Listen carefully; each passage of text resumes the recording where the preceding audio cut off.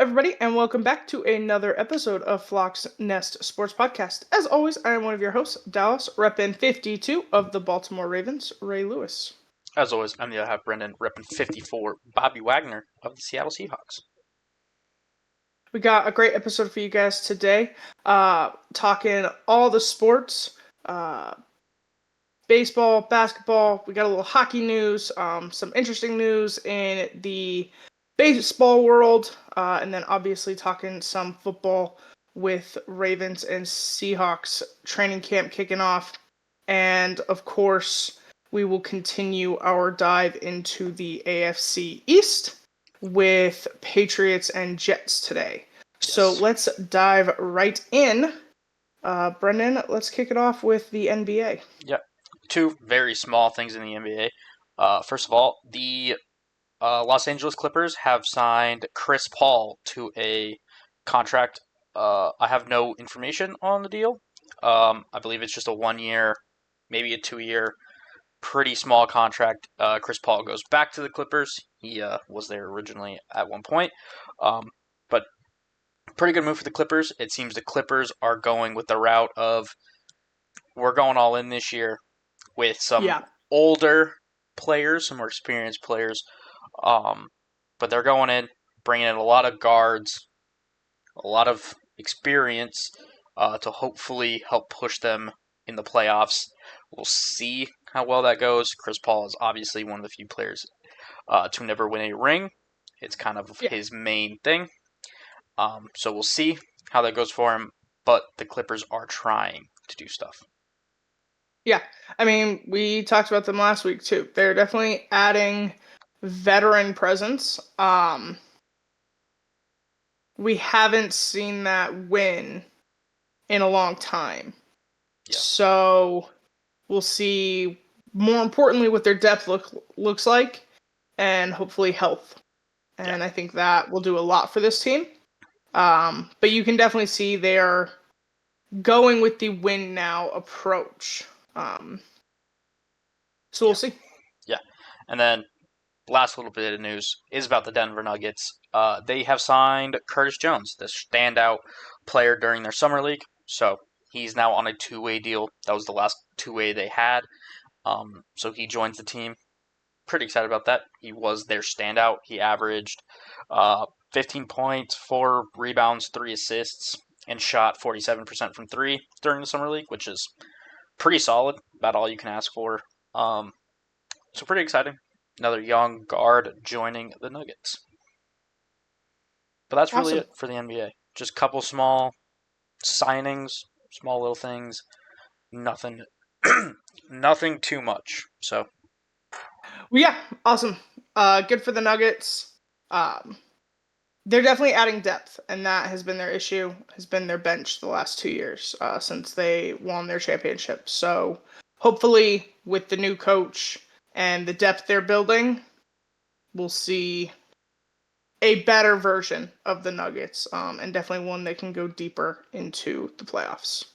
Because being bounced in the first and second round is not good enough. What you have the best player in the world for.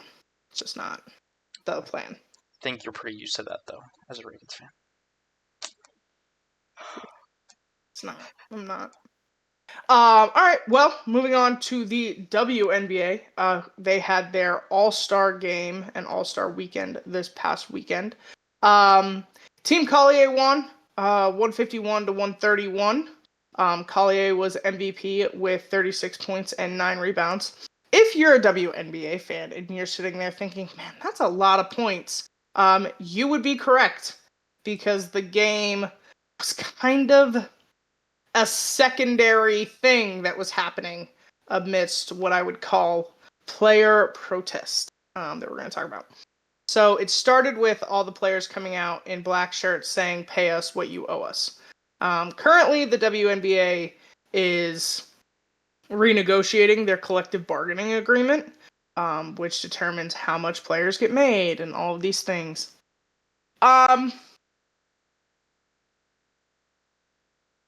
Let's start with the players. So during the game, nobody played any defense. One player got a foul for a run and hug. defensive move. But they didn't play defense. They just kind of played, took their shots, and really just had a 10-person fun scrimmage is really what happened. If you watched it at all. Didn't. The point of that was to kind of say, hey, the players are united. You're not, like, just because we're on different teams, just because all these things, we still stand with each other to work towards a better collective bargaining agreement. Full respect. The problem, and when you look it up, it's easy to see, oh my gosh, they don't make anything compared to other athletes. Their collective bargaining agreement is 10% of the league's profit, whereas the NBA, it's 50% of the league's profit. Here's the important thing to note. The WNBA does not make a profit. Last year was the first year. They have subsidized their league from the NBA since their inception. The league is growing. The league is gaining momentum and popularity. But it's still nowhere near the NBA. That is a commentary on women's sports as a whole.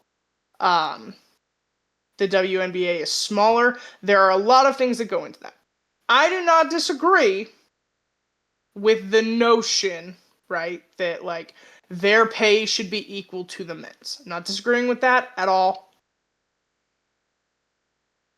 But it's not as simple as pay them the same. It's the WNBA does not make the money that the NBA does. And truthfully, it's not even possible to get the same percentage point at this point. Yeah. Like, it's just not there. So,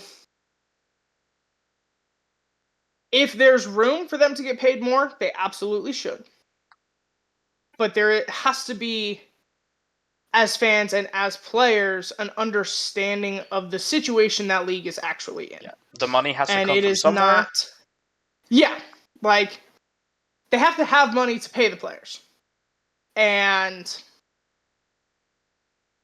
it was a big thing when the Valkyries were being formed. Is now you have more players taking from the collective bargaining agreement, but you also have another franchise contributing to it. So it's kind of a double-edged sword of what's the best thing to do. Now the Valkyries on their own have had a sold-out stadium for every home game. But it only equates to so much. Their tickets are cheaper. There's less seats than the NBA. A lot of things go into... They don't get the TV rights the NBA does. Yeah. They're not nationally televised as often. I can't watch Valkyrie games. I get every 49ers game and every Warriors game in my area, but I can't watch the Valkyries. Yeah, it's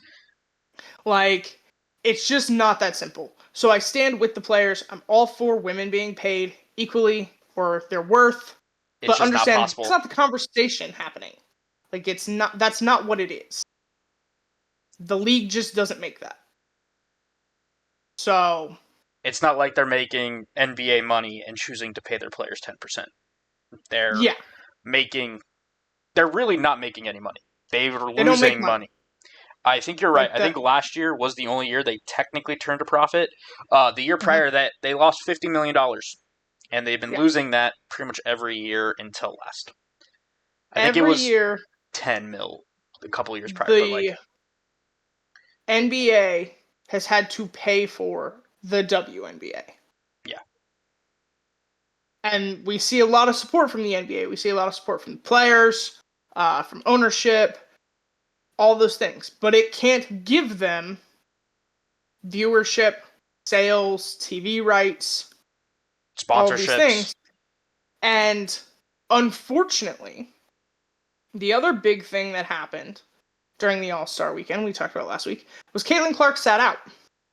Mm-hmm. And Caitlin Clark has been a big part of this sport's growth. So without her, I'm not sure where the league goes right now. It is not currently in a space to gain momentum without a superstar to watch and to root for. Because that's the nature of basketball, right?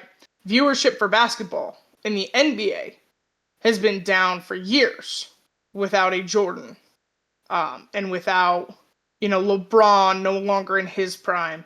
Steph Curry's getting older. Without a genuine face of the league, viewership for the NBA goes down, but they subsidize in other ways. Yes. The WNBA finally has, for all the criticisms you may have of her, you may not like her, you may not whatever, is their first superstar and their first face of the league that the nation is tuning in for. Yeah. So the longer she sits out, the more detrimental it is to the league. And back to this conversation we go of they're no longer making money. We want the players to be paid more, but the money has to come from somewhere. So the best thing you can do, if you want to support the WNBA and you want them to be paid more, is to watch the sport. Yeah. Watch the sport. Go to games. Turn it on TV. Just buy jerseys, buy merch. All of those things. That's how the league makes money. But beyond that, it's easy to be like, well, NFL players make millions. Well, do you know what an NFL ticket costs? Do you know what an NFL ticket costs? The amount of brand deals the NFL gets? For reference, I actually have the number in front of me for the NBA. The NBA makes $1.6 billion in sponsorship money. Yeah. The WNBA gets a fraction of that from sponsors. So it's just, I agree with the notion. So. Doesn't mean it's feasible. So we'll see. This collective bargaining agreement runs out at the end of this season. We'll see where that goes. Yeah. I expect their percentage to go up a little bit, but truthfully, I expect it to go up. It's not going to come close to 50. It's not going to be 50%. It's probably not going to be more than 30. I struggle to see it going more than 25, really. That's me. I don't see it going much based higher. on how, again, they are at least making money now, so it will. They are definitely moving in the right direction. So it will go up. It's just, it's going to take time before you reach an NBA level, NFL level.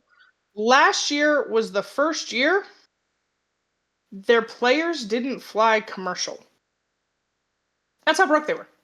You had a WNBA team flying with regular people, just on a Southwestern flight. Yeah. Last year was the first year they could afford chartered flights for their teams. So, and that's another thing. You give players more money, what does the league have to sacrifice to do it? To do that. Again, players deserve to get paid what they're worth.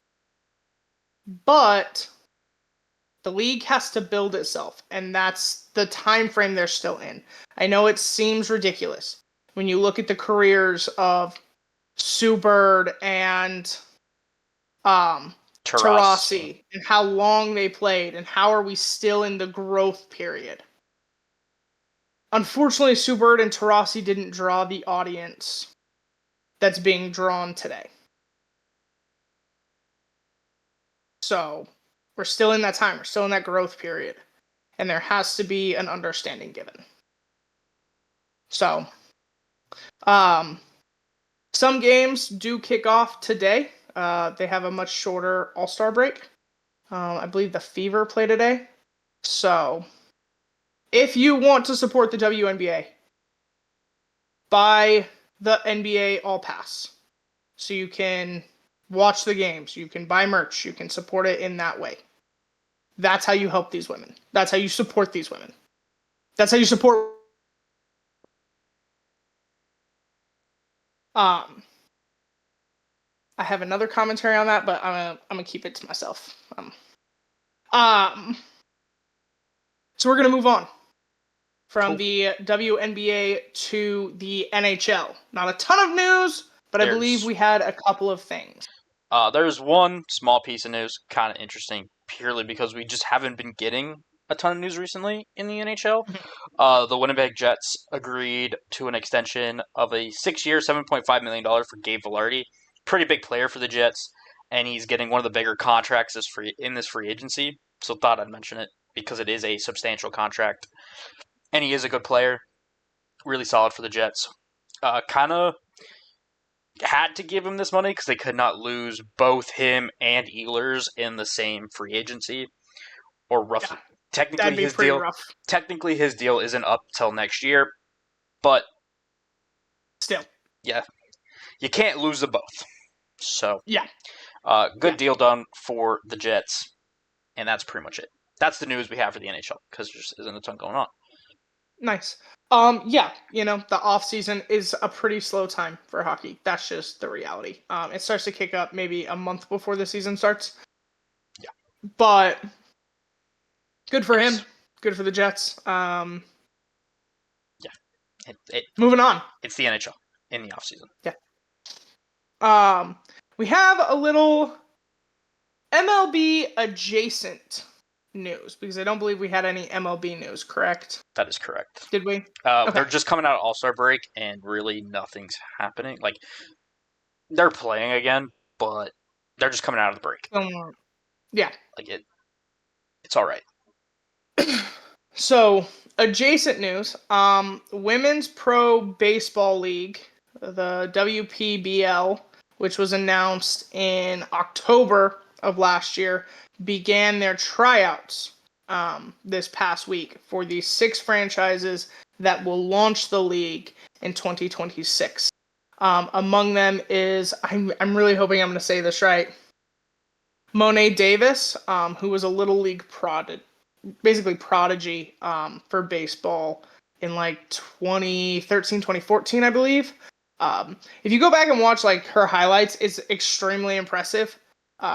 Very excited to see this. We obviously haven't seen a women's baseball league since the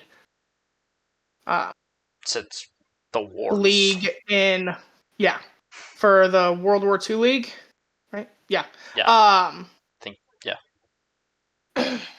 So really great to see. It's another thing. Obviously, we're seeing the advancement of women's sports. To support these women, you have to watch it. Turn off Bravo and turn on sports. That's how you support them. The housewives make plenty. It's fine. Yeah, that. Like, that's what I'm gonna say. But it's great to see. Great to see an additional league. We are seeing the growth of women's sports rapidly accelerating. I'm gonna give it a shot. I really am. I want to support. I do. I struggle with baseball. I do. It's not a gender thing. I just struggle with baseball. I find baseball as a whole boring. Hard to get into. Yeah. So I don't know. Like, I don't watch softball either. It's not a gender thing. It's just I don't watch I struggle. Like, I'm watching baseball now, but I'm trying to get back into it. So we'll see. Yeah. But something tells me, especially in the beginning, it's not going to be It's going to take time. So here's full disclosure. I think in the beginning, it'll be like surged. Like, it'll be really popular for like maybe a season. And then you'll see it, because like I think people will run to it. Like the excitement, the newness. People like me trying to give it a shot. It's either that or it's going to not have anything to start. It's 2 options. And then we'll see it level out. That's probably the more likely option, but I would expect. But they did begin tryouts, so best of luck to them. Best of luck to the league. Yeah.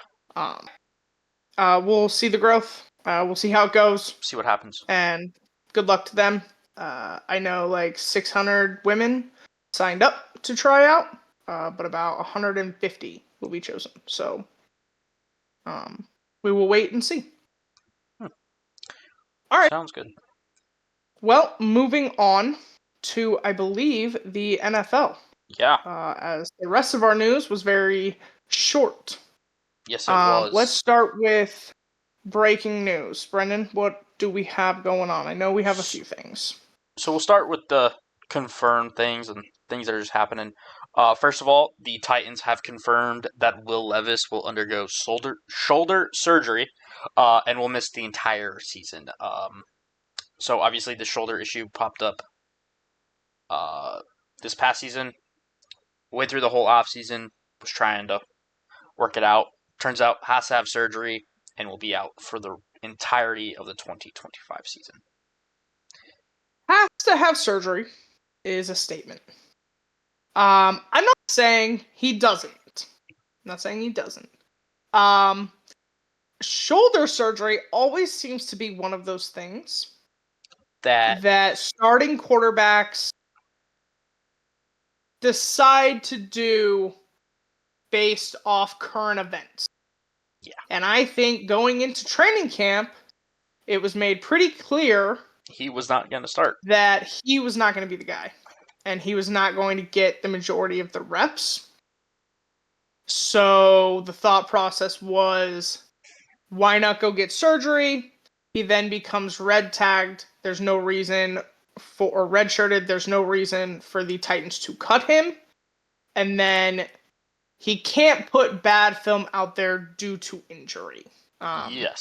So that does leave questions at who their backup will be. But as training camp develops, they'll figure that out. They'll, veterans are always kind of popping up. Yeah, they're dime a dozen a lot of the times. Yeah. And when you have a rookie quarterback that you expect to start the whole year, just signing a veteran off the street is the most likely option. Yeah. So there's that. Some more news. Tyrann Mathieu has decided to retire from the NFL after 12 seasons. Kind of a surprise. Didn't think that was really an option. Yeah. But he has decided to retire. Wonder if there's an injury involved. We've got no information on that. He's just retiring. So, mildly intrigued, but also... It's a little intriguing.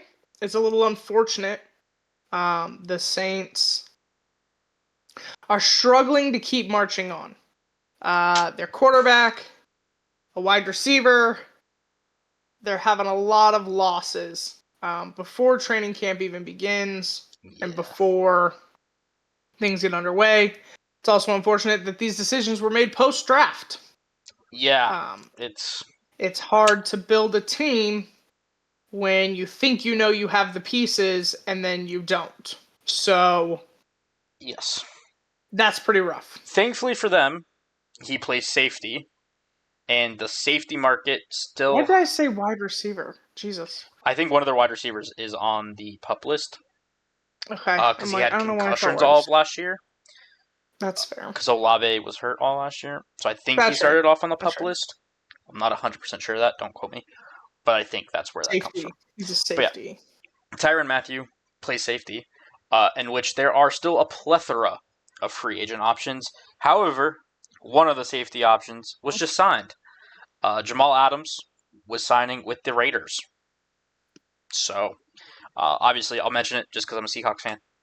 And I did like Jamal Adams for a couple of years in Seattle, and then it went heavily downhill with injuries. But he gets to reunite with Pete Carroll and play with the Raiders. So hopefully it all goes well for him in Las Vegas. But good luck. Yeah. Now, with that injury situations, it's good luck. That's what I got. He was a great player. But unfortunately, sometimes your body just doesn't match your talent level, and that was kind of the situation. Yes. So he was extremely talented, but he has an injury at certain things. But yeah. So yeah, good luck. That's really it. Obviously, another safety off the market for the Saints. but there are still plenty. Uh, just some little bit of news Speculative, in the sort of. holdout department, because there are two confirmed holdouts currently going on.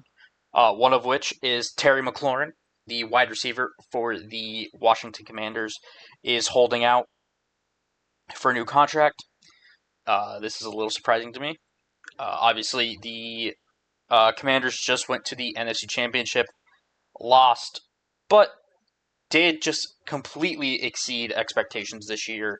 Obviously, Jaden Daniels is a young and up and coming, pretty great quarterback so far in his career. So for Terry McLaurin to kind of be sitting out, even though this is probably the best situation he's going to be in, is a little interesting. But beyond that, he is expecting a new contract, and I think this is pretty much all he's doing is hopefully turning this into a new contract. It's really hard because unless you're a Commanders fan, right? You kind of think McLaurin's a rookie, and he's not. He's And been his around for a while. stats are not awesome. So from the team standpoint, you're like, you're not, like, the numbers aren't there to support a really high But salary. he is But then really his good. counter argument is like, but you saw In the what I 1 could do year with a with a competent quarterback. A rookie quarterback, imagine what I could do his sophomore year, his third year. So it's kind of a hard. You can see both sides. He is very talented. He is a great wide receiver. I think him and Daniels have a great connection, and that is someone the Commanders are going to want on the field.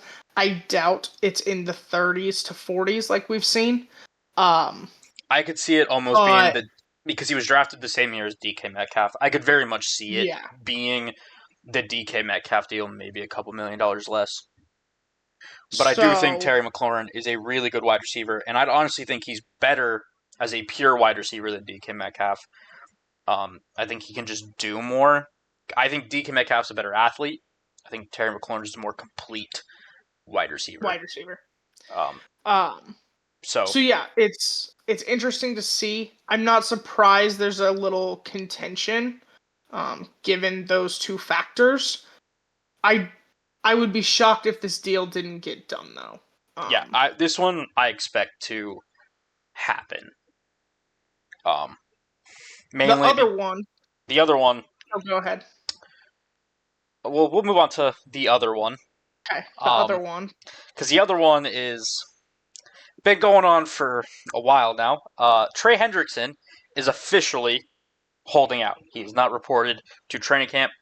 I believe the Bengals start their training camp tomorrow, but practices start tomorrow. Players arrive and start reporting today. They do meetings. They do stuff today to prep for tomorrow's practices. That's why you're going to see a lot of holdout news today. It's just because this is when players are starting to actually show up to the building. So you don't show up to the building today, it is assumed you're holding out. So he's not showing up to Bengals training camp. He's still awaiting a contract. But there was a bit of interesting news around it, because we've known this is going to happen for a while. The owner of the Bengals commented that they are making progress on a contract the other day. This was a thing. Obviously from the owner.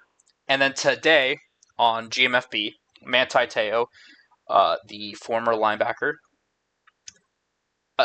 said about the Bengals offer, to quote him, they are atrociously low. Atrociously low. That is from Manti Te'o, who I'm assuming probably talked to Trey Hendrickson. I think they were teammates at one point in time. Not 100% sure of that fact, but I think they were. So, if you listen to what the owner says, they were making progress. If you listen to what Manti Te'o says, probably talking to Trey Hendrickson. Not sure. That is the speculatory part. They are not. So, We'll see where this goes. Obviously, the Bengals are a very stubborn team. We're seeing that with their other holdout situation. We'll mention that in a couple minutes. But very stubborn team, and a team that is very cheap. So I don't see this ending anytime soon. Look, it was probably already low, right? And then TJ Watt got paid. Yeah. And when you're Trey Hendrickson, you're sitting there going, well, I've been sack leader on our team. I've been defensive player of the year. And I think he's only second. I think he's second in sacks over, I don't remember how long. I think it's like the last 3 years to TJ Watt. So that contract didn't help him, and it didn't help the Bengals reach a conclusion on this. Yeah.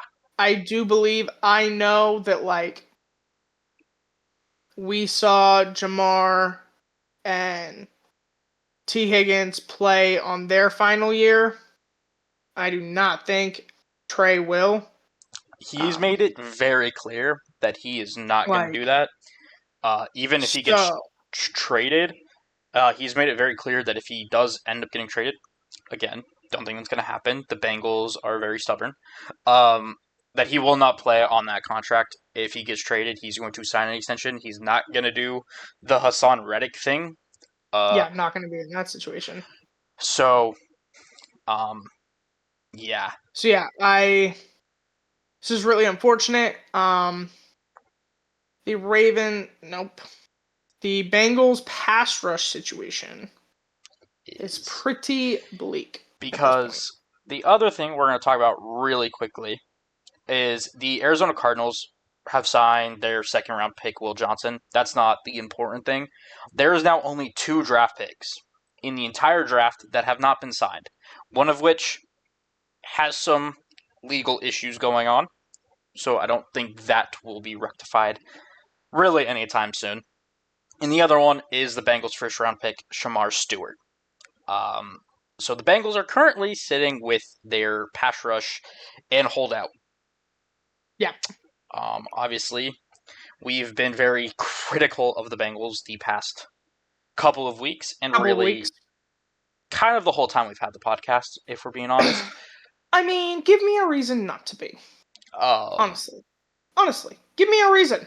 It's going to be very difficult. Do one thing. It is very difficult considering you are a Ravens fan, but No. Objectively, do one thing that I think is intelligent. Again, though, there's a bar that they probably won't cross because you're still a Ravens fan. That's fair. And that's fair. But yeah, it's been rough to be a Bengals fan. So good luck, Bengals fans, as you're probably not going to have fun over the next couple of weeks. I think it's going to be a rough. We'll see outing. If ownership pulls their head out of their asses and gets these deals done, or they just decide to actually move on and trade them. We'll see if that happens. Something tells me they won't, and we'll see Trey Hendrickson can just not play this year and get a new contract next year. That's kind of where I think this is going to end up, because he's made it perfectly clear he's not going to play, and they're making it perfectly clear they're not going to pay him what he wants and what he is probably owed. So, we'll see. Yeah, I mean, I don't think they have the cap space to. Deal him. Like, I feel like it's really easy, right? You deal him, and you deal with Shamar Stewart. That was the point, right? He was supposed to be his replacement. Do the things. So, we'll see. I don't expect there to be a resolution on any of this anytime soon. I would be shocked. Shocked. But As they get We will further into see. camp and realize how fucked they are, maybe. Maybe. But I expect the AFC North to officially have its first three-peat. Probably. There's no That's what I think. team in that division So, that I see because anywhere near the Ravens. the AFC North has never had a three-peat. I think I did know that. It is really cool. Very competitive division. This year it's not going to be. If they don't this year, I'm gonna be livid. I'm gonna be honest with you. Based off the current state of things, I'm gonna be livid. Well, But yeah, I mean, look, I've been critical. I'm trying not to isolate anybody. Like if Bengals fans watch this, I apologize. You probably don't, but just in case. Tell us what you think of the situation. Honestly, I'd love to hear thoughts from a Bengals fan. I would too. On how you feel going into this season, because I'm scared for you, and I would prefer they lose. Yeah. I have no dog in the fight. I live in the NFC. Yeah. I don't really give a shit. So, Yeah. looking at it from that lens, if the Bengals don't rectify some situations, the only reason they're not going to be last in that division is because the rest of that division, other than the Ravens, don't have a quarterback. Yeah. Or don't have a legit starting quarterback. Because I don't care what the Browns say. If you have 4, you have none. And the other one has Aaron Rodgers. That's all I gotta say. Yeah. It's rough. It's a rough situation. Bengals fans. That they put themselves into. And these are the consequences of that. Well, you might have the most electric offense in the league, but it won't matter. So, congrats. Yeah. You need a defense as well. When you have teams like the Ravens, like the Chiefs, like the Bills in your conference. When on the other side you have the Lions, the Eagles, the Commanders. Yeah. You have to win games to get into the playoffs. And as the Bengals have missed the playoffs the last 2 years, I don't see it going well for them. And it's not even like you can say, okay, you just got to deal with the Ravens, right? That's your competition. There are only 7 spots. There's 7 spots. And the Chiefs aren't going anywhere. The Broncos are getting better. Well, really. The Raiders are getting better. The Ravens aren't going anywhere. The Bills aren't going anywhere. There's really only 3. Well, there's technically 4 spots that they could have. Because 3 of which you can't have one of the others. 3 of which are division winners. Division. Yeah. So yeah, they could technically win the AFC North. They could, and then they have the 3 wild cards. And then you have a wild card spot. And when you look at the rest of the conference, it's getting better. Yeah. I'm not saying the Raiders are going to compete for their division tomorrow, but they have a competent head coach and a competent quarterback. They have a competent quarterback, a great tight end, a defensive-minded head coach, and Max Crosby. That's the recipe for a winning team. And yeah, the Broncos were great were decent last year, made the playoffs. You've still got the Bills. If you're a Jets fan, we're going to talk about them. There's potential, The Dolphins are usually a playoff team when healthy. They don't do well in the playoffs, but they're usually a playoff team. You can chalk them in to win at least most of their games. So we got to figure it out. Yeah. We'll stop bashing the Bengals for today, at least. For now. Yeah. We'll move on to the Ravens instead. We'll move it within the division and talk Ravens. We're not going to bash the Ravens. They have all of their draft picks signed. And no, Well, not entirely true. We're going to get into it just a little. There's not no drama, but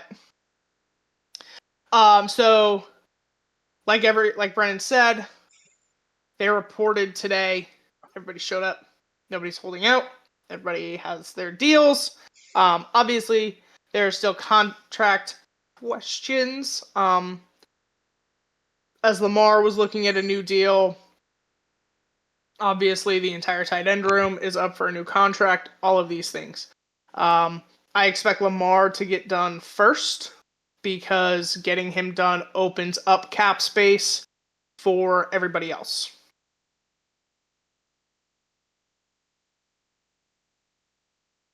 Biggest with training camp beginning, I was just going to get into kind of the biggest questions I have for the Ravens, some of the most important things I'm looking at. Still, the O-line. Voorhees is expected to be a starting guard, but with the injuries he's had, can he stay healthy? Is the execution there? And really getting that O-line working together as a unit. They really struggled last year, especially against elite pass rushers. So do we see an improvement there? On the O-line note, Ben Cleveland, who was arrested last year for a DUI, his trial or his the continuation of it has been postponed until November. And the league is still doing its own internal investigation. So waiting and seeing how that turns out, as well as how the Ravens respond to it.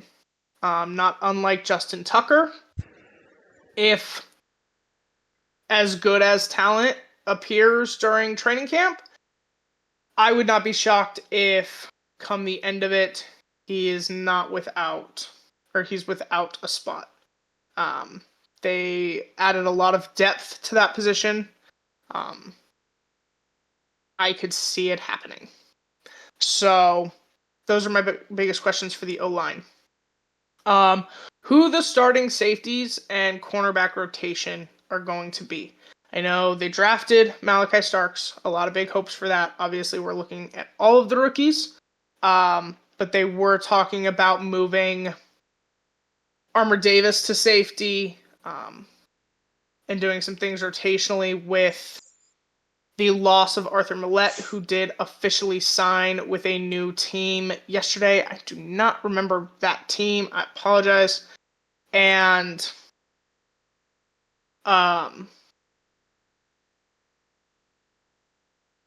Ardarius Washington's injury. So just seeing what that looks like and who they come up with their starters, with still Kane and Bow on the roster. So those are some of my biggest questions. And then with an entire offseason, how will D-Hop look? How will he and Lamar look together? I've always said, and we've seen it consistently, when Lamar gets a wide receiver mid-season, that never works out. He's either trying to force the ball, he doesn't target them enough, it's drama, it's pointless. When he had OBJ for an entire offseason, while he didn't utilize him a whole ton, when he went for him, they connected. So just wondering what that will look like. D-Hop is also more of a pure route runner than OBJ was, and that's kind of where Zay Flowers sits. So I will be interested to see how that looks. He also is a good 50-50 go ball guy. That's kind of Bateman's bread and butter. And he just got a contract extension. That's someone Lamar's been throwing to pretty much his entire tenure with the Ravens. So just seeing how those two look, what that looks like, and where D-Hop fits in this offense. Or if he's kind of a Nelson Aguilar situation. Comes in occasionally, we throw the ball, we move on. So those are some of the biggest questions I have going into training camp. I do not have questions about Mark Andrews, just so we're all super clear. I'm not confused. I don't have questions.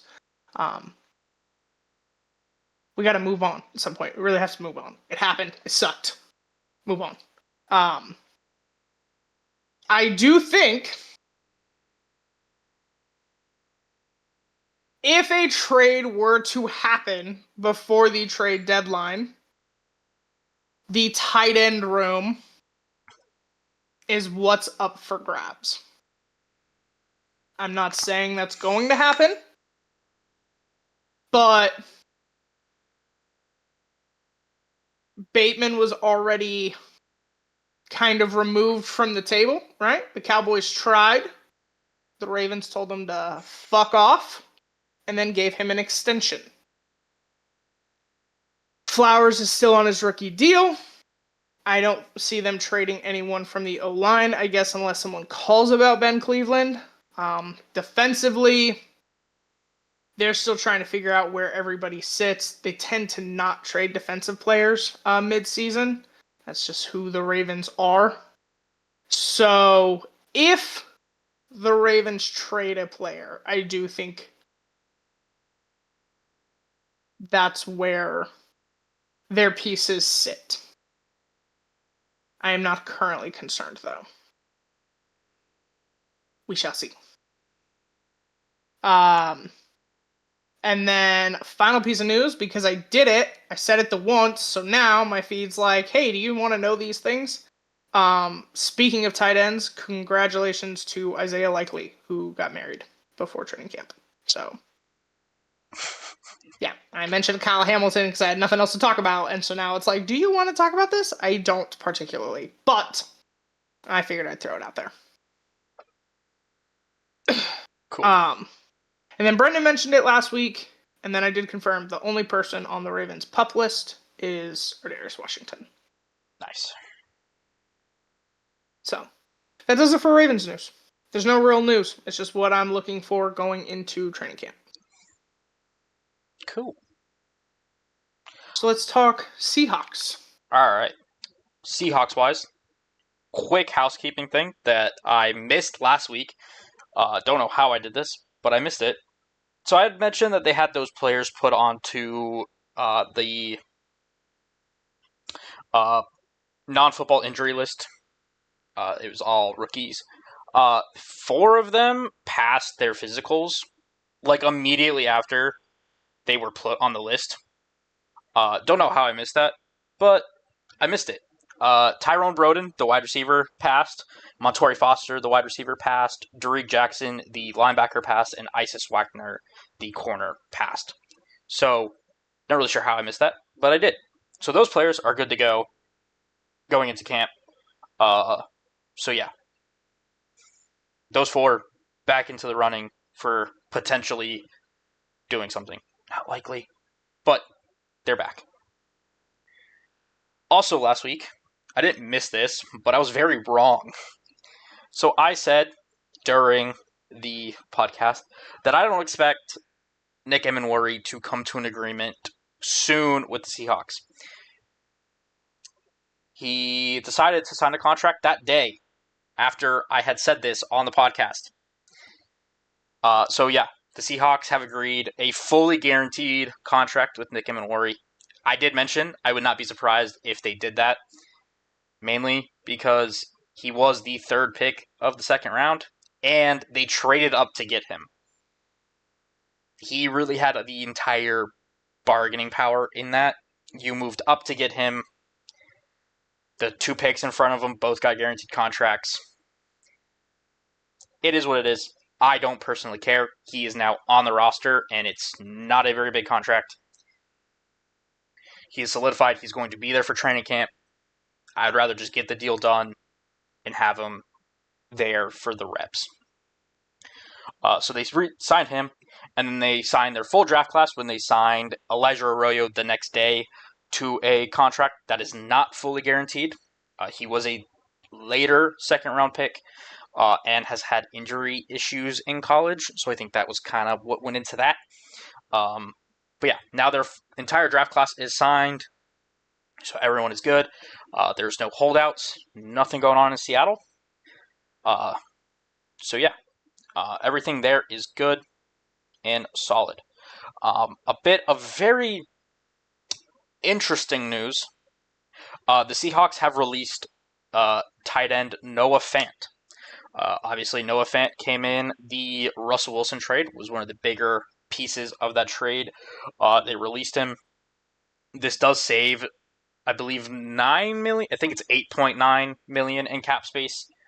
Um, so quite a bit of cap that they don't need. They had plenty to begin with.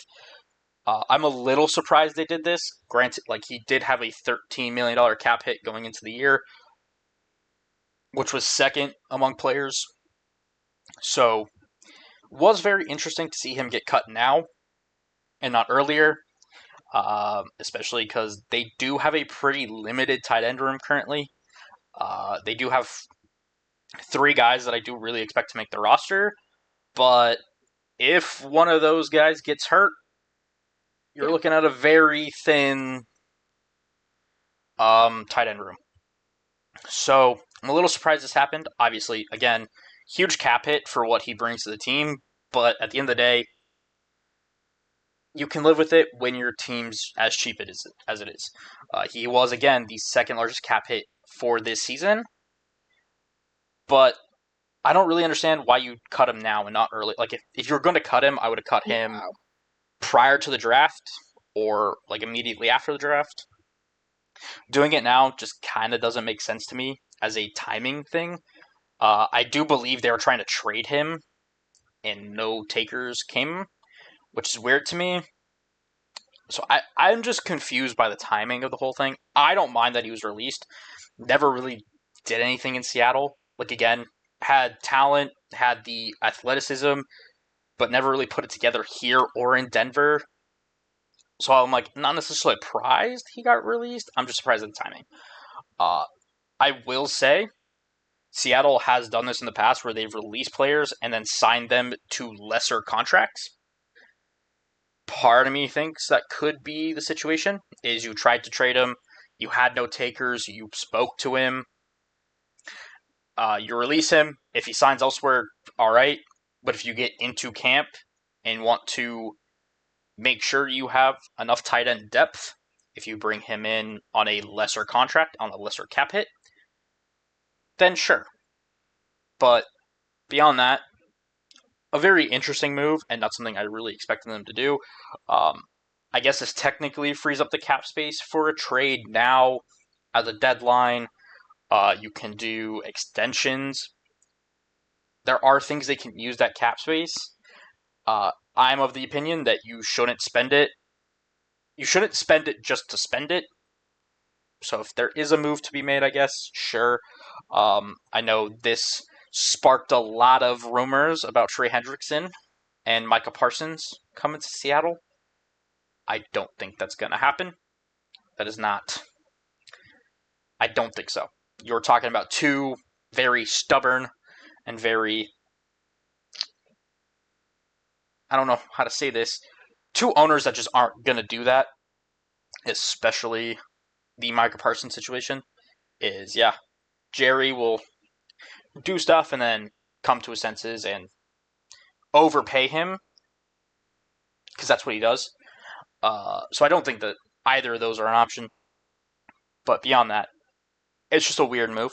Don't really get it. Would you want him? Parsons? Yeah. Depends on for what. Like, honestly. Okay. So there is an amount. There is, if, like, if the Cowboys came to the Seahawks tomorrow and were like, we want a second, a player, I guess it would depend on, a second Tariq Woolen and another later pick, I'd probably consider it. I would still have questions about how much you're paying him. But I do think Seattle needs a dominant edge rusher. That's one of the things I think this defense is really lacking, is an edge rusher that is truly going to get you off the field on third down. So I would accept a Trey Hendrickson or a Micah Parsons, but for the right price. Obviously. Well, Micah, you're not getting less than a first. Like, and I'm not trading a first for him. That's fair. So I'm just curious. There are ways I would, but yeah, I wouldn't trade a first for either player. I think first round picks are very valuable. Maybe a first for Micah Parsons because he is a little younger. Yeah. But absolutely not trading a first for Trey Hendrickson. We'll And just wait a year. Hendrickson will be on the open market. yeah, or like yeah, and then for Parsons, I don't know. I also don't love having a that in my locker room. That's more what I was asking about, honestly. Again, Was we know that talent is there. It's a and present. if I think the talent's worth it to an extent. Again, it's just how much you gave up for it. That's fair. So, like, talent wise, yeah. What it does to a locker room, probably not. But beyond that, Fair enough. I'm not sure. And then they did do one other thing. They waived undrafted rookie Zy Alexander, the corner. He was on the non-football injury list. I think that was kind of what made the decision. And then they brought in to fill the two open roster spots they had Cam Alexander, a corner, and Justin Rogers, a defensive tackle. So they already filled the two roster spots they created by releasing Fant and Alexander. So we'll see. They'd have to resell somebody else if they want to make a trade or want another free agent signing, but that's not like a huge thing. But beyond that, that's where we're at. In terms of training camp, they report today. I think they're reporting like now. It's midday. They tend to do that. They tend to report midday here. It's weird. But yeah, so they're reporting. No holdouts, nothing there.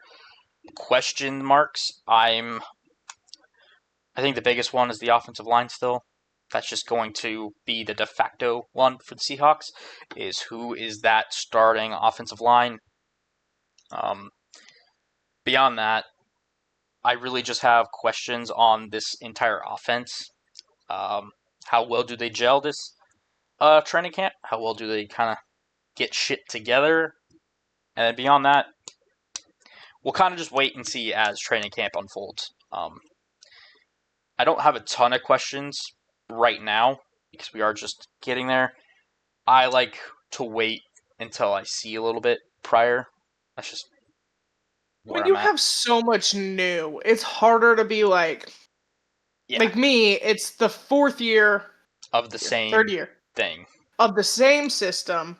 It's relatively the same players with a couple of additions or shifts. I'm Like it's just not the same.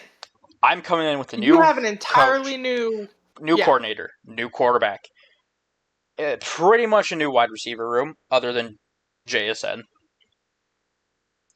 Uh, my offensive line's not entirely the same, but is relatively the same. But it is about do they put it together and how does the additions affect it, and how do the health of the offensive line look? Um, and then, yeah, it's a lot of new on the offensive side, not a lot of new on the defensive side. I have very little questions about the defense right now. My only question is who do they keep? Who do they keep? Who do they cut? Like, because there's a lot of talent on that defense, and somebody's not going to make it. It's just the name of the game. I really want to know who and can they get them to the practice squad. I think that's going to be some question marks. Is who do they have to get rid of, and who makes it to the practice squad, and who stays with the team. But beyond that, I'll come to you with more solidified questions probably after the first couple weeks of training camp. That's fair. But yeah, that's really it for Seattle. I mean, we are 9 days away from football. Yeah, 9 days. it's pretty exciting. Exciting times. I am ready. I know it's just preseason, but like with no other sports happening except for the WNBA, and baseball. Yeah. Yeah, We're just kind of jonesing. We're ready. I am ready. I would love some football. I'm ready. I have prepped a little bit for training camp. I'm going to take it a little more seriously this year. Uh, I did Me too. find a roster that I could print out so I could have like numbers and shit in front of me so I could actually pay attention during preseason. So I'm excited for that. Um, Beyond that, No. I just want it now. I just want Yeah. it now. Yeah. No, that's fair. That's fair. I feel Uh, that. I feel that on like a physical level. yeah, that's where we're at in Seattle. Nothing too much. I did have one other thing, but it's not about Seattle. It's technically just about our division. And it does kind of matter because they are the first game of the season. The 49ers have done quite a bit of movement. Um, I don't talk about the division a whole ton, but I did want to mention that they have placed Ayuk and Pearsall on the pup list so far. Um, so their entire wide receiver core is essentially not. I think Juwan Jennings is not holding out. He's in the building. But there were talks about him possibly holding out, so maybe it's a hold in situation. Who knows? Uh, we'll see, I guess, in a little bit whether he practices or whether he holds in. I just know it's not a holdout right now. But other than that, I know they signed the St. Brown brother, who I can't say his name. Not even gonna try. Yeah. So they signed him to be a receiver. That's where they're at in the receiving core. So this does kind of bode well for Seattle in Week 1, but I do kind of feel bad for the 49ers right now. Not a A ton's little. going right. It's a pretty rough And then the Rams situation. are in a very similar situation. They have their left tackle on the pup list. Um, so Alaric Jackson's on their pup list, which is not great when you have a older quarterback. Older quarterback. And then the Cardinals are actually doing all right currently. They're holding on. They're doing well. They don't have the injury problems the other two have. Yeah. So hopefully the Cardinals might actually do something this year. Unlikely, but, I'd rather them than the 49ers, if I'm being honest. I just don't like the 49ers. And the Seahawks just end up beating the Cardinals anyway, so, it just doesn't matter. Yeah, it's like, does that even matter? Yeah, so that's where we're at in the division. Kind of thought I'd mention it just because a couple things did pop up. But Fair enough. that's it. Seahawks are just trying to get training camp started. Not a ton of injury news. Just kind of hopefully get the season started off right with this training camp and preseason. Awesome. Awesome. Well, then we will move on to our continued breakdown of the AFC East, Yeah. starting with the Jets. Yes. New York. The Jets, in terms of cap space, are sitting all right. 29 million, pretty decent. Nothing too much. They also have their roster is just not expensive. They Yeah. did sign some extensions, but those don't kick in until next year, so those don't really matter. Their most expensive player is Quinnen Williams. They're doing all right. Free agency wise, let's see what they did. Who they brought in? They obviously kept Alan Lazard on the team for this year. They brought in. They did re-sign Ahmad Gardner for next year. They re-signed Garrett Wilson for next year. They brought in Justin Fields to be their starting quarterback. So he's replacing Aaron Rodgers. They brought in Josh Reynolds as a receiver. They brought in Okafor as a right tackle. They brought in Derek Nottie as a defensive tackle. Chris Boyd as a corner. Josh Myers as a center. Andre Cisco, a safety. Brandon Stevens, the corner from the Ravens. And then just some more depth pieces that they brought in. Nothing too special there. In terms of who they lost, they did have quite a bit.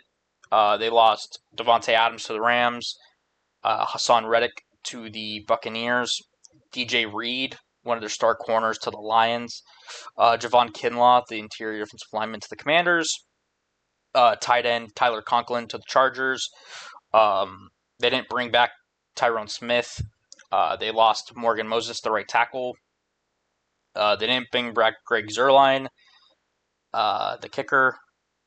And then, some more just depth pieces that they lost. Overall, I think they did all right this offseason. Again, you did flip quarterbacks. We'll see how that goes for them. I don't know. Justin Fields is younger, but is debatable whether he's currently better than Aaron Rodgers was last year. So we'll see how that goes. The big one that I think you didn't mention, they have a new head coach. I was going to get there. Okay. I was getting there. Don't worry.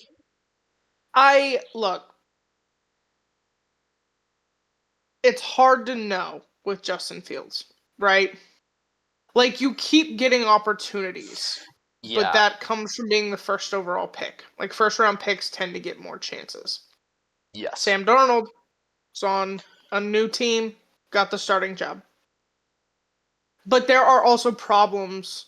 We've talked about this. The Bears have fundamental issues with development, protection, weapon acquisition, things like that. So, I don't know. He's going to another defensive head coach. We'll mention that real quick because they did bring in Aaron Glenn, obviously, who I think was a great defensive coordinator with the Lions last year and the last couple of years. Gets his head coaching chance with the Jets. I think he'll do pretty well, but obviously, again, is a defensive-minded head coach. They brought in Tanner Engstrand for offensive coordinator. He was with the Lions last year. I want to say he was their QB coach. He wasn't their coordinator because that was Ben Johnson. But I think he was like their assistant coordinator and QB coach. I can't remember exactly what he did last year for the Lions, but I knew he was a big name in that Lions offense in terms of potentially moving up into a coordinator position. So obviously he did. He goes to the Jets with Aaron Glenn. Don't know a ton about him, but if he is a QB coach, like I think he is, this could be a good thing for Fields to get a offensive coordinator that focused more on the QB side and having somebody that can kind of help you develop, unlike what the Steelers and Bears did prior, could be helpful. But overall, going back to another defensive head coach is not great for him. It's just I can't say it's going to work out. I'm not sure. I think the right things have been said, in the locker room and from the front office and from the coaching staff, but that's easy to do. Yes. So look, good luck to him, and I hope this works out. I do. But it's a short contract. It's a small deal. Yeah. It's a trial period. And really, the Jets don't have a choice because he's their starter this year. It's just that simple. There's no other option. They didn't draft one. We'll quickly mention their draft because I do think they did pretty well within the draft. They obviously brought in Armand Membu with the first round pick. He's a tackle. So they're left and right tackle. They obviously drafted their left tackle last year and then their right tackle this year. So hopefully they got two young tackles for a not great offensive line, but a decent one. I think last year wasn't great, but I also thought Aaron Rodgers didn't really help the situation. So you get Justin Fields is more mobile. So the offensive line might not matter as much. You won't see as many sacks. You won't see as many problems in that end. But beyond that, they also brought in Mason Taylor, the tight end. Should help the pass game. Azariah Thomas, the corner, in round 3. And those were really their first 3 picks. They also brought in a wide receiver, a safety, a linebacker, and an edge with the remaining ones. So overall, I think they did all right. I think they got three pretty solid players that can contribute immediately. Mason Taylor, I think, is going to be their best tight end immediately from the start. Because I really don't know who else they have at tight end on that team right now.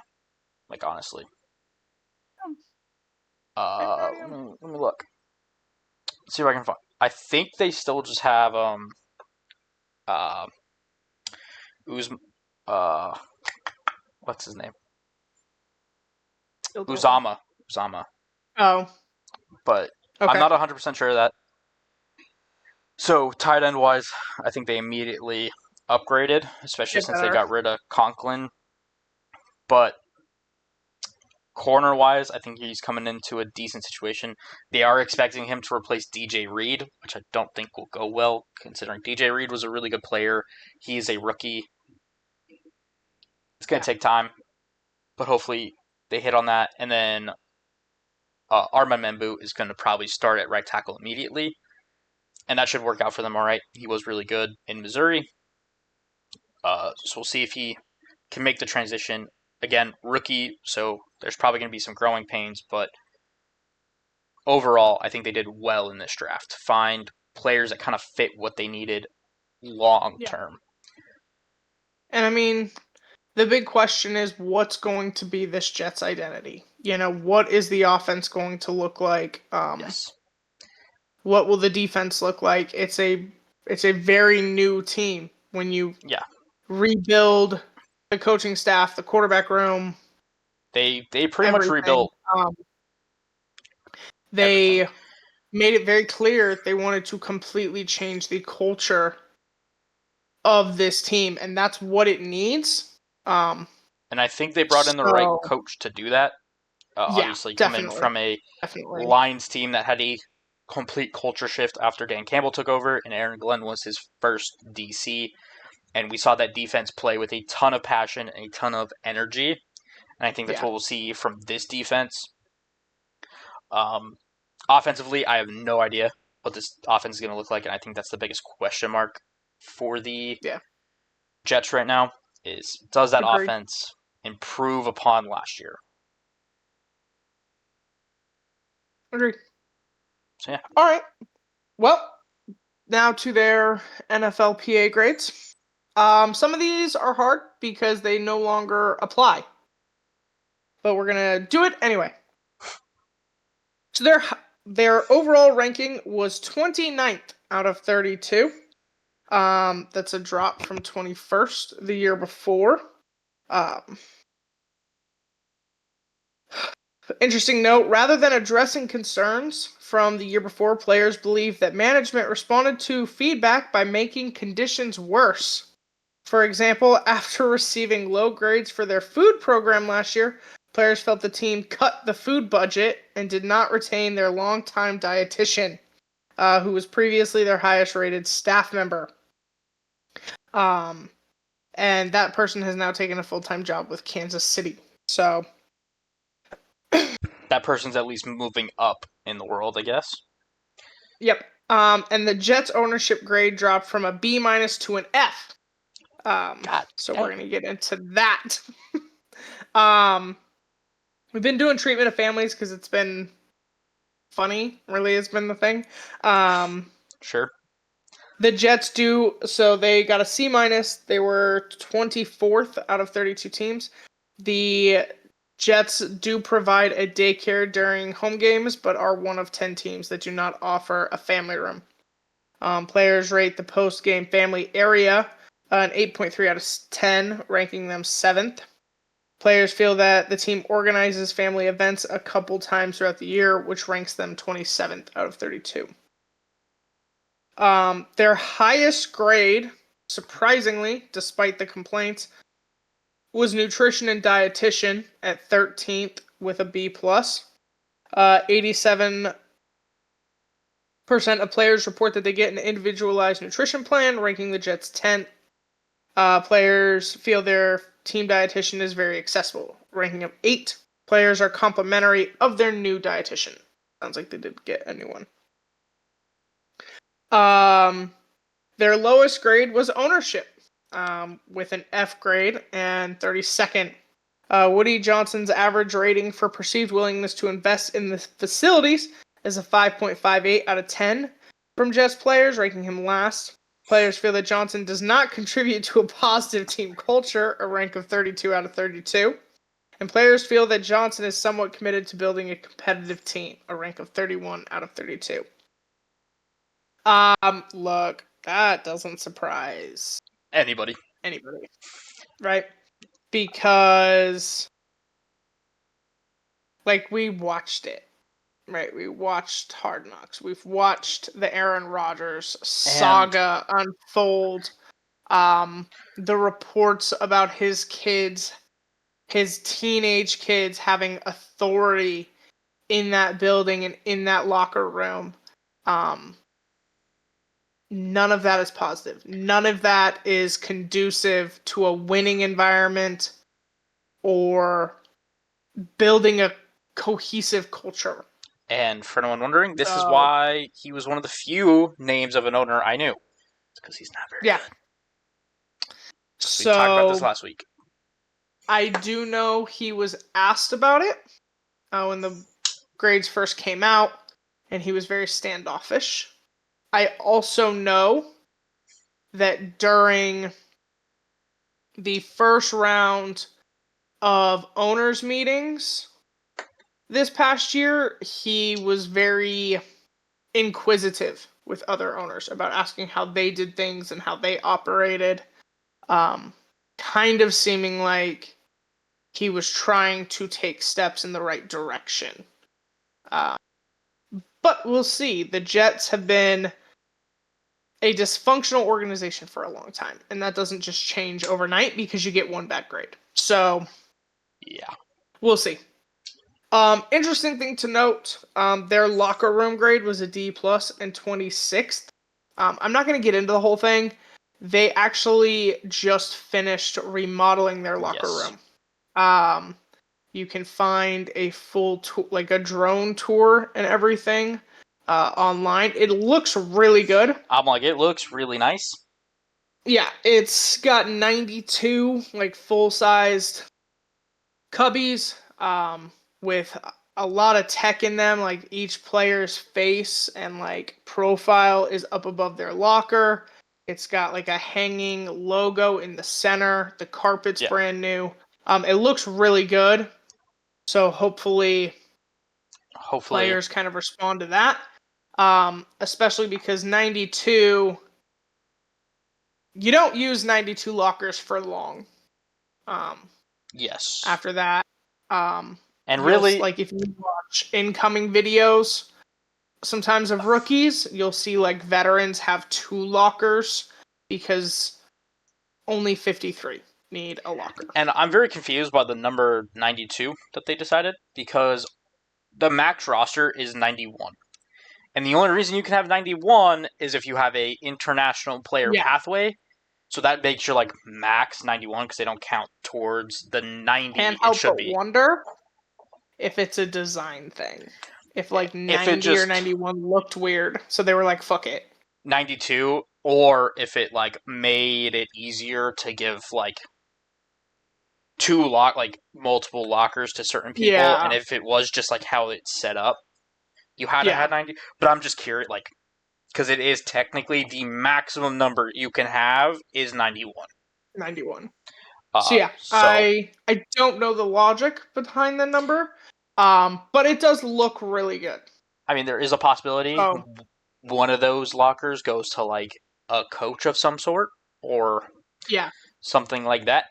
Not really sure, or if it's like something for somebody. I don't know, but yeah. it is just a weird number to me. So, I don't disagree with you. Um, but yeah, that's but I will admit, they did unveil that. It looks really good. while we're talking about it, I have So Twitter open like all the time while we're on these, just to make sure no news is popping in. And yeah, the video for the reveal is up, and I was looking at it while we were talking about it. It is a very nice locker room. It is a very nice locker room. So, yeah. I watched the drone tour of it before we did this, and yeah, It looks really good. I had seen pictures. I Um, had not seen the walkthrough yet. gotcha. So, So yeah, that's kind of where the Jets are. We will see. I didn't do head coach because it was Jeff Ulbrich is rating, and well, it was Robert that's Sala gets irrelevant. fired midway through the season. Ulbrich takes over. Yeah, I don't know and what you want now they from the have guy. Aaron Glenn. There's no point. Yeah, Like we'll so, care more next year about their head coach ranking. yeah. If Aaron Glenn survives the season, um, Or if he doesn't, I we'll guess talk about it then. we'll Yeah, see we'll talk why. about it then. We'll talk about it then. But even if Sala had been on there, I would have read it. Yeah. Uh, but I find Ulbrich is irrelevant. So, Yes. All right. um, well, Well, then we will move on to to the the Patriots. I yes. just want to give a small shout out. I made a new friend recently. Um, Be Kind is a Patriots fan, so now here's our time to talk shit about the Patriots. I'm just kidding. Um, I mean, but don't tempt me, man. It's the Patriots. um, but yeah, so shout out to them. We are getting ready to talk about your team. Uh, so let's get into it. Let's get into the cap breakdown of the Yeah, Patriots. the Patriots are sitting, I think, with the most of any team right now. They're sitting with damn Doesn't near, surprise many people. yeah, they're sitting with damn near $60 million in cap going into this season. Um, very cheap team, very young team, um, which is a good thing. They're obviously in a rebuild, and they're actually rebuilding, unlike some teams that should be and just aren't. So New England is probably doing it the right way, at least. In terms of their free agency, let's talk about it. Free agent wise, I think they did pretty well in terms of who they brought in, what they're doing. Obviously, their big name free agent this year was Stephon Diggs, coming in from the Texans. Does have that injury. I think today they announced that he passed his physical, so he should be good going into training camp. I do recall seeing that. They also brought in Harold Landry, the edge from the Titans, Carlton Davis, the corner from the Lions, Marcus Epps, safety from the Raiders, Morgan Moses, the right tackle from the Jets, Robert Spillane, the linebacker from the Raiders. They re-signed Austin Hooper, brought in Mac Hollins, the wide receiver from the Bills, brought in Joshua Dobbs to be their backup from the 49ers. Um, Brought in Milton Williams, the interior defensive lineman from the Eagles.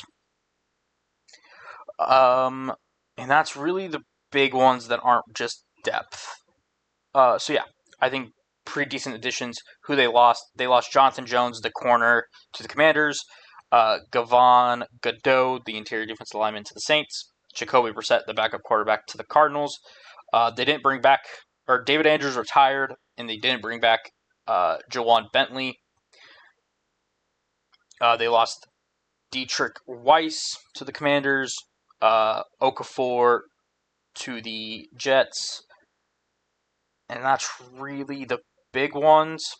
Yeah, those are all the big ones. I think overall, they've had a successful free agency. They brought in some decent talent, some kind of veterans, but they're trying to keep it smart, which I respect. You have this cap space. I don't think they were spending cap space just to spend it. I mean, it definitely felt that way at the beginning of free agency.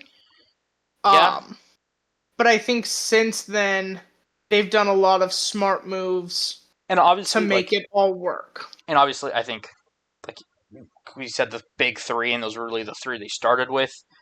I think Stephon Diggs, you threw a ton of money at him, but at the end of the day, he's a good wide receiver, and you have a young quarterback that kind Yeah, of needs a older, he needs a go-to guy. experienced go-to receiver. So I think that's fine Yeah, that you give him a little more than you probably should just to get him.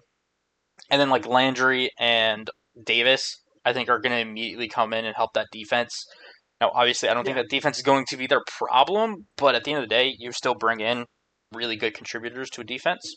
That's fine. So yeah, I think overall, New England's making good moves. We'll quickly They did also have a change in their coaching staff. Obviously, they fired Gerard Mayo, brought in Mike Vrabel. At the time, no one was surprised by this. Really 100% unfortunate not. that Mayo only got one season in New England, but at the end of the day, Mike Vrabel is a former coach of the year, really good head coach. Wasn't fired or was unprobably rightly fired by the The Titans. Titans. So obviously spent his career in New England.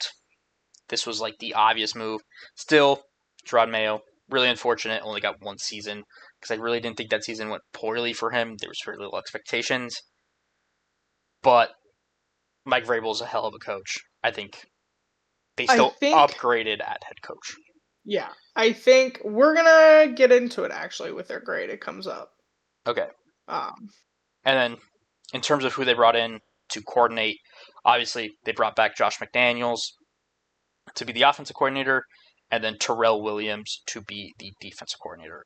Terrell Williams, I want to say, was Vrabel's defensive coordinator in Tennessee for most of it, and then Josh McDaniels has been with a a cheap long time has been offensive around coordinator. for a long time as an offensive coordinator. Sucks as a head coach, Yeah, but has always been a pretty decent terrible. It coordinator. never goes well. So Um, Look, I think the Patriots. I think there's a good chance they still end this year in fourth. um, Not because talent isn't there, but they are going through the second rebuild in a year. yeah, Now you have a better head coach, you have a veteran head coach. I think Vrabel is a very well acclaimed and well received head coach. He's a little bit more old school. Um, but he has done a lot with less. yeah. Um, Those I think, Titans teams weren't actually that good. yeah. So I think there's a lot of potential. I think Drake May showed flashes last year that there's clearly knowledge. And talent. He's got a good arm.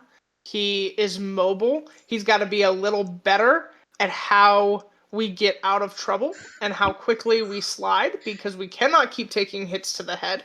Um, But at the end of the day, but there's you definitely talent there. are a rookie, and Um, this is his sophomore season.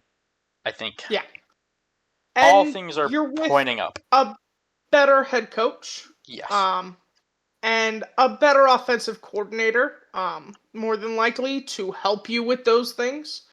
So I definitely think this team is looking up. I I do see them maybe not for we'll see what the Jets do. But that's okay. It takes time. Vrabel is not going to have the ticking clock that Gerard Mayo had. No. He's going to be given way more of a runway. Um, and Yes. it takes time. So we'll see. I thought I knew who their head coach was going to be, and then when Vrabel got fired, I was like, oh, never mind. Yeah. When Variable got fired the year prior to them hiring Jerome Or Mayo, no, but I'm he sorry. decided I thought I knew where he was going. I thought I knew where Vrabel was going and yes. where I wanted him to go, and then they fired Mayo, and I was like, oh, never mind. Yeah. Um, And really, I think they only but hired, and I think this was a thing. I think they had Belichick obviously left. Vrabel was fired, but wanted to step away from the game for a year. So I think they hired Mayo as a stopgap anyway, knowing they'd go after Vrabel at well, some point. contractually, it was in Mayo's contract that he was supposed to succeed Belichick. That That too. was So an agreement. The problem with that, there are two problems. One, Belichick has never produced a successful head coach. That's just fact. All of his head coaches have been busts.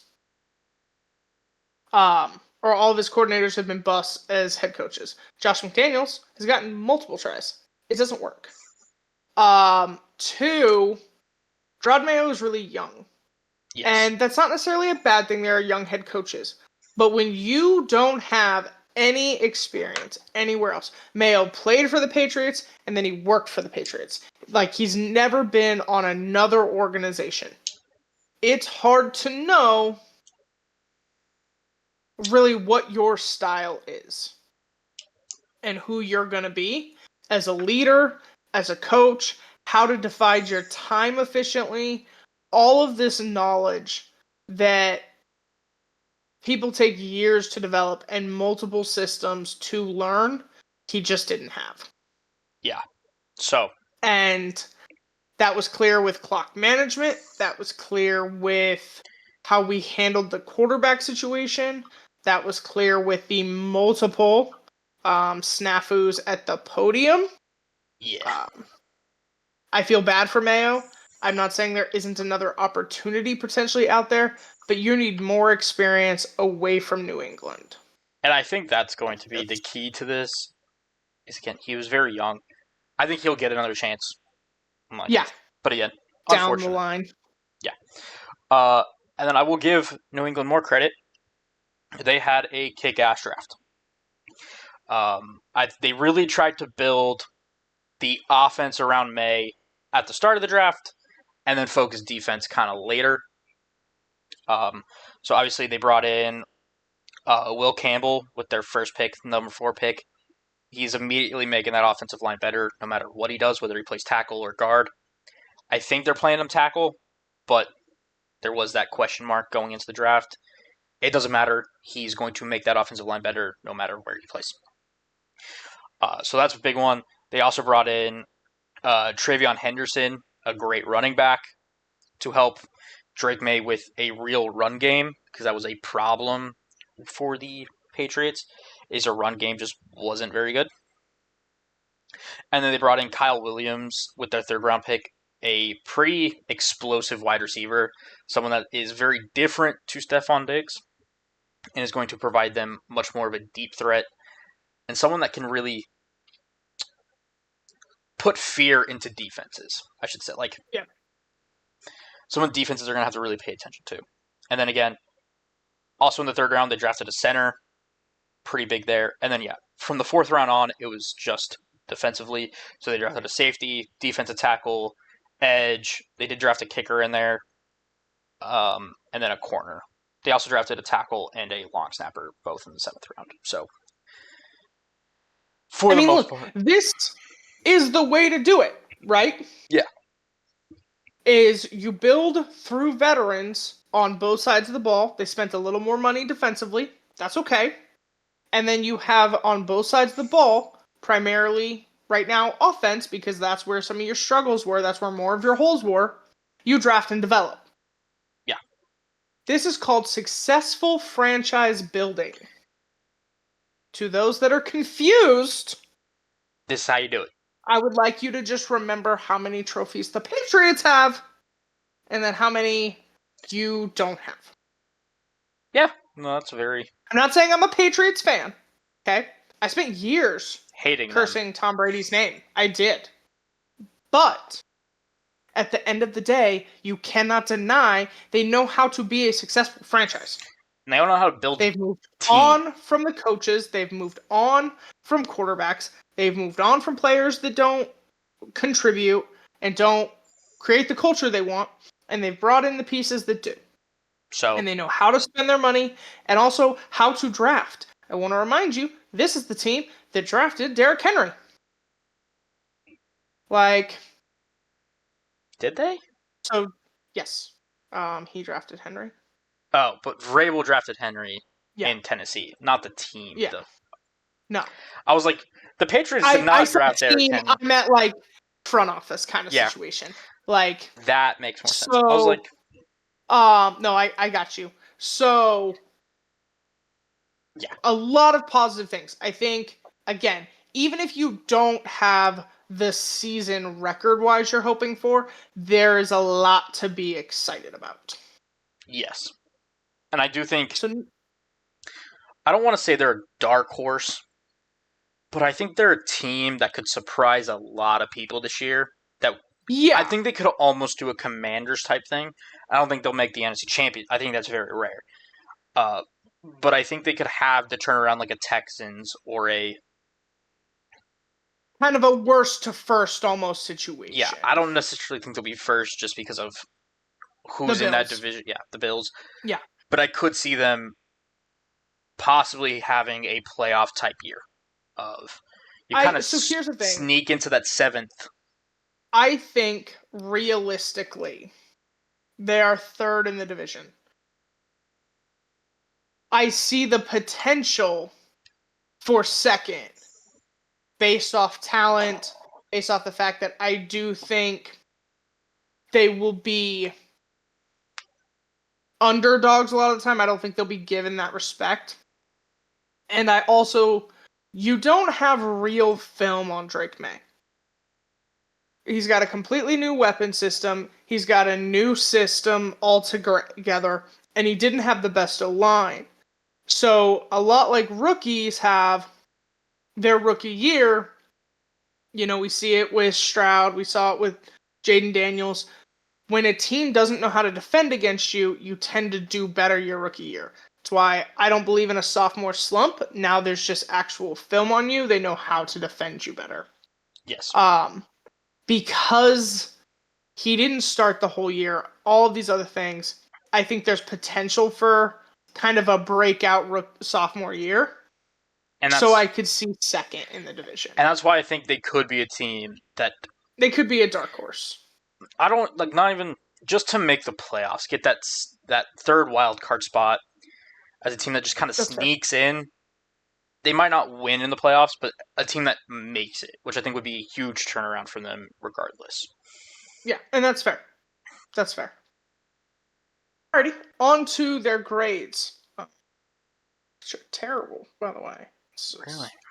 I mean, I'm not They that were surprised. 31st out of 32 overall. So an important thing to note, pretty much all of their terrible grades are in the facility. So I'm just going to kind of read the overview. Patriots ranked 31st overall, but there are signs of progress. Following last year's report, owner Robert Kraft announced a $50 million investment in a new facility adjacent to the stadium, which broke ground in December and is expected to open in 2026. So a lot of their complaints, locker room, training staff, weight room, all of that is meant to be improved with the new facility. It's just they're not going to get it until next year. Yeah. Okay. Additionally, last year they received an F minus for treatment of players' families. The team made immediate improvements. They now have a C plus. Okay. They began offering daycare and a family room this past year. So players rate the post-game family area 7.57 out of 10, and players feel that their team organizes family events several times throughout the year, which ranks them 13th. So we're seeing the Patriots, who I think in years past have been like, it doesn't matter, we win. So we kind of, players and coaching, they kind of accept the situation as it is. Now that we're not winning, these things are problems. Yes. So we're seeing Robert Kraft invest properly into his team and into those facilities. So a lot of respect there. On that note, Robert Kraft was a D and 29th out of 32.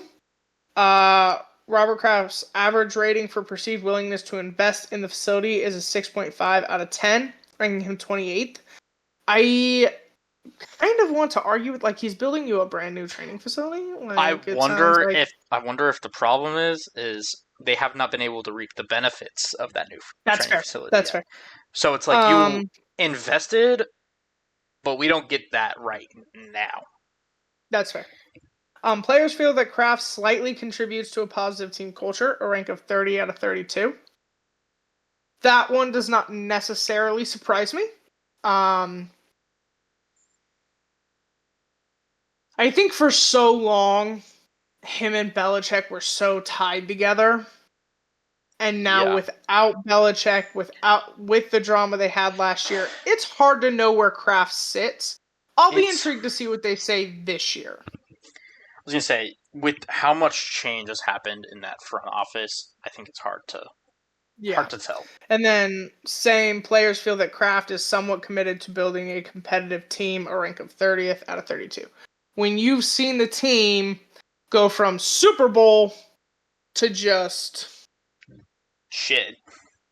it's hard to give credit there. I will be intrigued to see what they say the Yeah. next year. Um,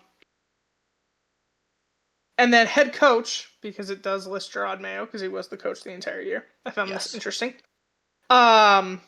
93% of players feel that their former head coach, Gerard Mayo, was efficient with their time, a rank of 20th out of 32. Players felt that Mayo was moderately receptive to locker room feedback on teams' needs, ranking him 19th out of 32. Okay. I don't think there was a locker room issue. No. I think there was a winning and an image issue. Because there were clear struggles. There was a clear lack of experience, right? We've talked about this. And I think the snafus at the podium just kind of compounded. And I think Kraft is very big on it looks the way it's supposed to look. You know, Brady was kind of your all-American looking quarterback. It looked the way it was supposed to look. We won the trophies, we had the team, it was great. Mm-hmm. When Belichick stopped caring and talking to the media and representing the team in that manner, we moved on. Now the inexperience is showing, and when the fancy piece that is Mike Vrabel is out there, and he's a former player, he has the ties to the team, he has kind of the accolades, that matches the image better. And I can't help but think that's what went into this decision. I'm not saying there weren't problems. And I'm not saying that he doesn't need more experience. And I advocated that last year, that I had concerns about the fact he spent all of his time at any position with one team. However, I'm not convinced that was the driving factor.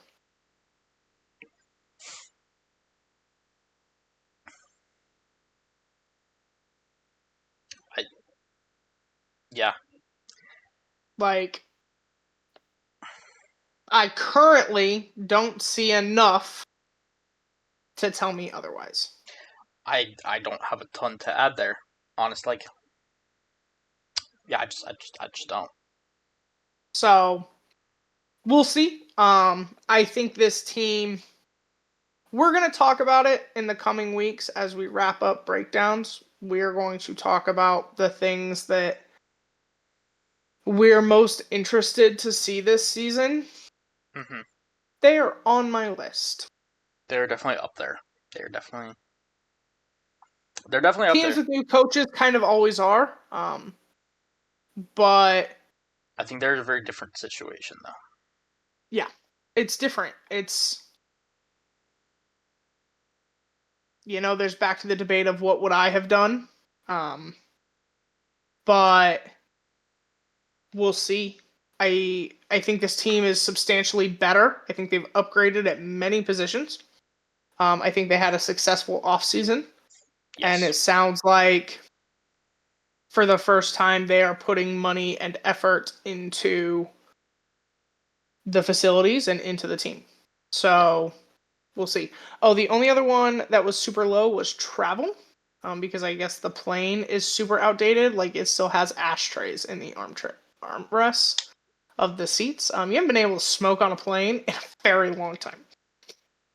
So that's the only thing that was a concern that has yet to be addressed. But he's building you a new facility. Do you need a new plane too? Like, let's. Yeah, I mean, I'm just asking. I'm just asking. So we'll see. Good luck to the Patriots. Yeah. And to our new viewers that are Patriots fans. Yeah. Nice. Let us know what you guys thought about last year. Yeah. How you thought Drake May did in his limited time out there. Do you like the Vrabel hiring? What did you think of Mayo? Yeah. You know, just give us your thoughts on the The Patriots Patriots. So and the Jets. If there are Jets fans watching, yeah. what do you think? Are you excited? Are you nervous? Are you contemplating switching teams? What's happening? Just Yeah. asking. Let us know how you thought last year. Oh. So anything else? Because I think that does it for the NFL. I have one thing. I think it does. Ooh, tell us. It's not NFL Random related. sports news. We did talk about the Dustin Poirier Max Yes. Holloway fight last week. Obviously, that was this weekend. I thought it was a good fight. Obviously, Holloway won. He won by unanimous decision. It did go all 5 rounds. It was a good fight. But it was pretty clear that he was gonna he won. Yeah. Really unfortunate. I was obviously rooting for Poirier. I like both fighters. They are obviously legends of MMA. I was rooting for Poirier as it was his last fight. And I think it was very clear that this needed to be his last fight. Because towards the end, the way it went, it was clear. It was a good fight. I was impressed it went all 5 rounds. I'm gonna be perfectly honest with you. I will give Poirier this. In that, was it the second or the third round? I think it was the second. If that round lasts 10 more seconds, he wins the fight. Yeah. Holloway was fucked at the end of that one round. He just didn't have the stamina. And the bell rang. And then from there, I think Holloway kind of realized, shit. We're going to come back and make sure I win this fight. And now, obviously, again, unfortunate. It was Poirier's last fight. I think this will be his last fight, period. You kind of saw the age is catching up with him. Especially, you kind of saw it in that last 10 seconds of the fight, where both fighters kind of had the agreement that they were going to go all out. And Poirier started, and then Holloway was beating the shit out of him, and Poirier made a very business decision and just hugged it out for the rest of the fight. He was like, nah, I ain't getting knocked out. I ain't going out now. Yeah. But it was a good fight. I was glad I watched it. Yeah. That's really all I got for it. Cool. Poirier, obviously, coming up is going to be a Hall of Famer. It's just a matter of when he's inducted. So yeah, I thought it was a great fight. And I guess if more cool fights come up, we'll talk more about them, but it's just going to depend on who's fighting. Fighting's one that we just kind of take it as they come. Fighting's one, I have to care about the fight, who's fighting. Yeah. I have I won't say, but I have fighters that I'm interested to watch. Holloway and Poirier are two of them. So for them to be fighting, it was an obvious choice. But it's fight dependent. It's not every fight I'm watching. Yeah, we don't watch everything. I don't have that kind of time or commitment. Awesome. I don't have anything. All right. Random. That's so completely fine. Well, if that's it then, that does it. So, make sure to subscribe, comment, as always. Let us know what y'all think, whether it's the video there's any sports you want us to talk about, Jets and Patriots fans, how did last year go for you? Any thoughts on last year? Um, Seahawks fans, how we feeling about moves? Ravens fans, how we feeling about going into training camp? Anything, literally anything at all? Just let us know. Yeah, just talk to us, y'all. That all being said, I think that does it. Oh, and then next week we begin the breakdown of the AFC South. South. Yeah. South. So the Texans. Buccaneers. Nope. It's the Texans Oh. and Colts, I think. Oh yeah, that's the fucking NFC South. Next week we will begin our breakdown of the AFC South with the Texans and the Colts. Yeah. So yeah, Colts and Texans fans, tune in next week. We will definitely be talking about your team. So yeah, that all being said, though, that really does it for us this week. Awesome. So thank y'all for watching. I've been Brendan. And I've been Dallas. Thank you.